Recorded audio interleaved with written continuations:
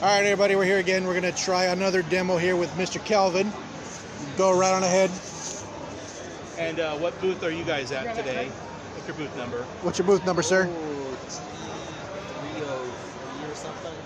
What do you got going on over there? Well, we're selling Mythulu cards. It's a product that assists with the creative process. Okay. It's really useful for DMs, and it's really useful for novelists. Okay. I use it for novel writing personally. Okay. You got a website you want to put on? Yeah, Mythulu.com. Mythulu.com? Yep. And you guys, you have them on Amazon, right? Yes. You're also on Amazon? All right. And how do you spell that again? Because I interrupted you. It's all good. Mythulu.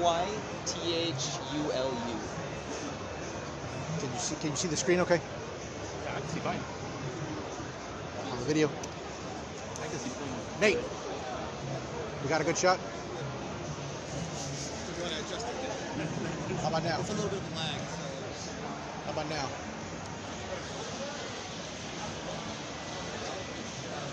Yeah, you can see now. What's going on there?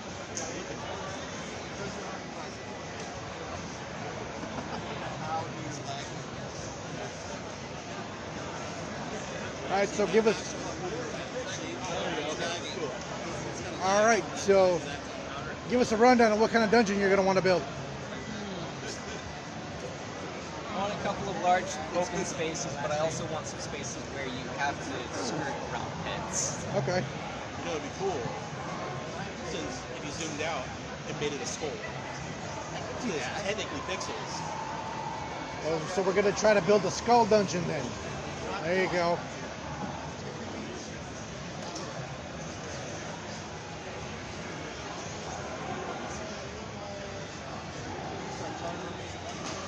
Now, when you're essentially building your first dungeon, what's important can you give some people about how to build it, some tactics? What could be some ideas when you want to either make a dungeon full of traps or a dungeon full of monsters? What do you think? It's really up to them what kind of dungeon they want to make. If they want to make something that's like a gauntlet where you have to get through a bunch of monsters, or if they want to make one that's basically a treasure trove where you just run through and just collect treasure, it's really up to them what kind they want to do. They can pretty much make whatever they want. We're not going to really have any restrictions on it. I mean, obviously they're going to have restrictions on some things. You know, I'm not going to kind of want to shy away from people making swastika dungeons. Yeah, we don't want that. But but you can't really make anything too bad. So yeah, when they make whatever they want. So when it comes to the limitations in terms of what the game can have you do to run it smoothly, we're talking about, say for example, you build a dungeon that's got too many enemies. Why that's not practical? Why nobody's going to want to play it? Well, through testing, we'll make sure there's like a certain limit, so people can't go over that. So you can't actually just cram a dungeon full of monsters and have it crash it, because we have limitations to what we're working with. So it will definitely have those limitations. So one cool thing about the dungeon, you guys, is that when you're going to be watching Calvin build it and he puts down some enemies, it's going to be one of these 1-to-1 ratio things where if you can do it, so can the enemy.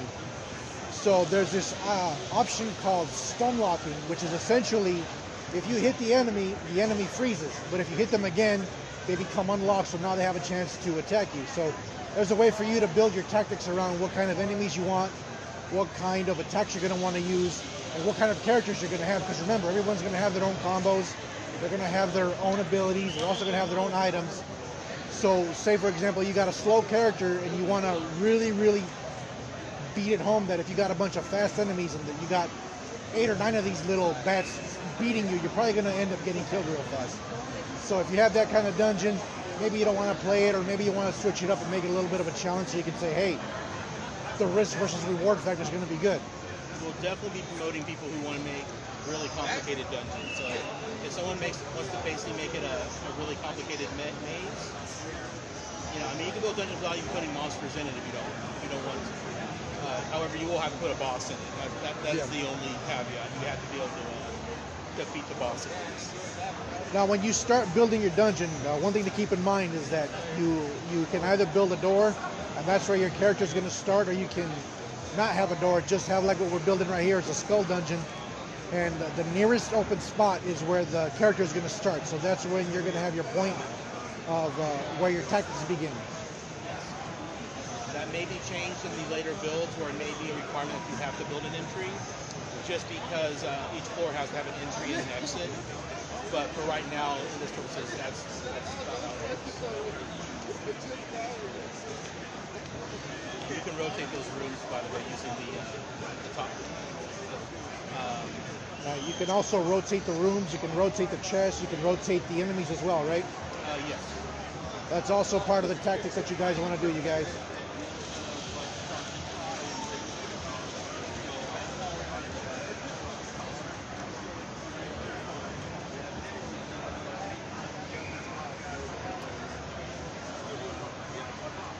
The video good. Don't forget to put lights in there. Oh yeah.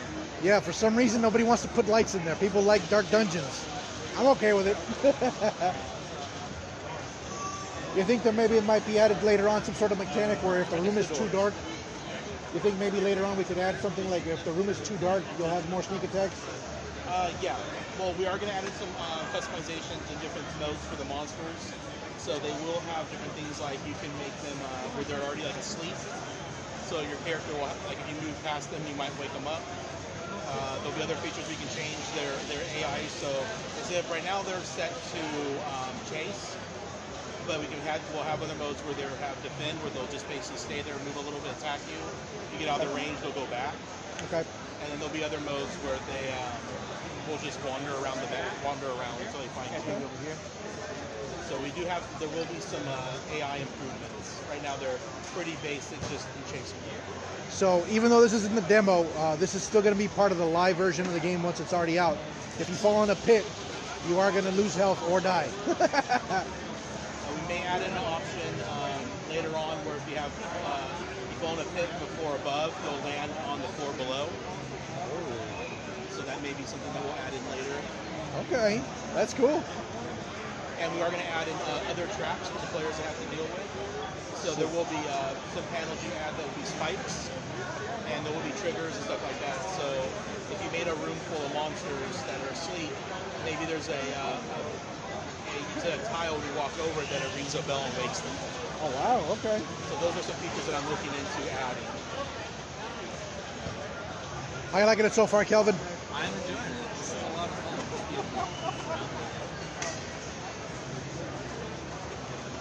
And we'll be making some adjustments. Each character has their own light source, so they walk around so that way you can make a dark enemy to still see. I should make adjustments to where the light gets brighter if you don't have any lights on the top. Okay. So that way you can kind of see a little bit better. Or maybe we'll make an item where the character gets a torch. Okay. Or a little monster that follows you that lights the room Okay. up. Okay. And we do plan on adding character customization. So there will be later on there will be customization options for the characters, different costumes and things like that, as well as the monsters and the boss. We'll get some customization options. Nice.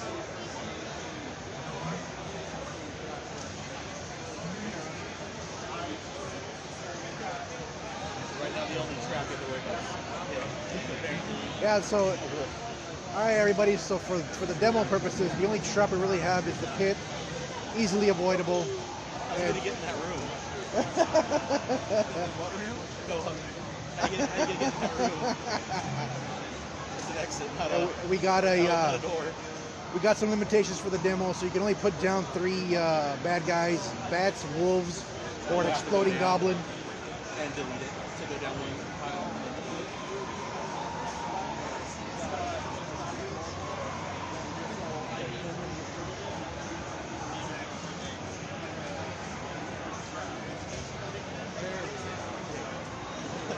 I was watching that, I'm like, well, yeah, those are the exits. Those should take you to different floors. And then the other ones are the entrances. That's where you come from when you exit. Okay. They don't work right now. So. All right, we ready to play test this? Let's play test it. All right, we're having this issue again. I think I have this.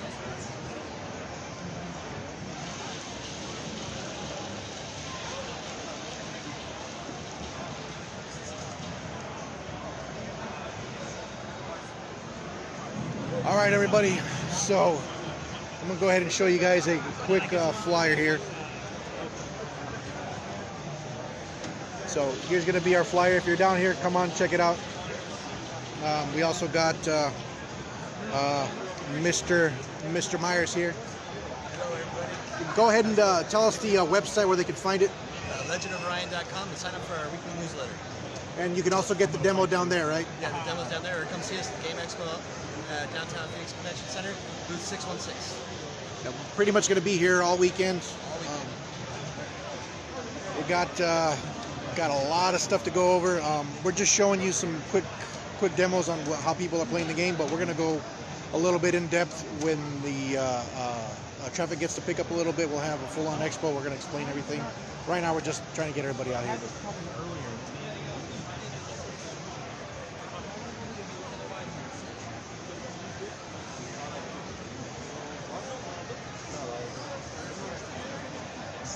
Tell us a little bit more about Orion. How long has this been in production? It's been in production, this version of it's been in production for about 6 months. But we've been at it for quite some time. That's life in the Indies, baby. 2015, if I remember off the top of my head. We've been at it for a bit. Been at it for a while. Everything's good? You good? All right. We're having that issue again. So Ready to test? It's not going to let me select. Uh-oh. yeah, we're having that problem again. That's all right. Okay. It's hitching up right there for some reason. I don't know why. All right, everybody. We're going to be setting off here shortly. Let me see if maybe my track out had that. Whew. The convention is picking up a little bit. We're going to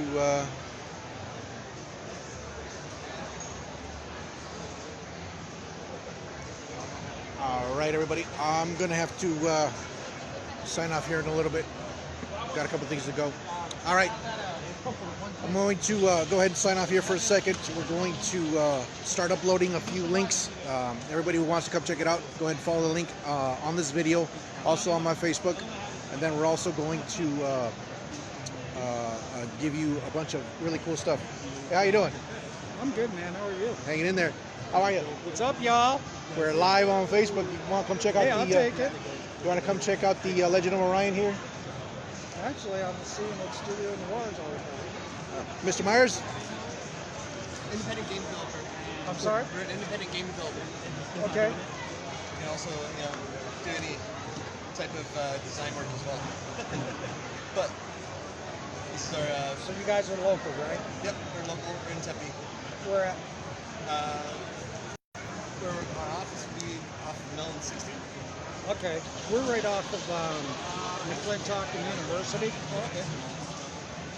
Gonna come, let me go ahead and give this to you. There's a lot of different stuff we do. So basically Legend of Orion is a dungeon builder, roguelike, where you build a dungeon, challenge people to it, then you have different characters, different skill sets, different ways to build a dungeon. And then you challenge other people to go find loot, treasure, and stuff like that. Yeah. We might be able to help you. We do a lot of web development and stuff. That's awesome. Marketing. Probably more on the marketing side. We know how to do web development. I'm sorry? We've done plenty of web development. Yeah. No, we're like right around.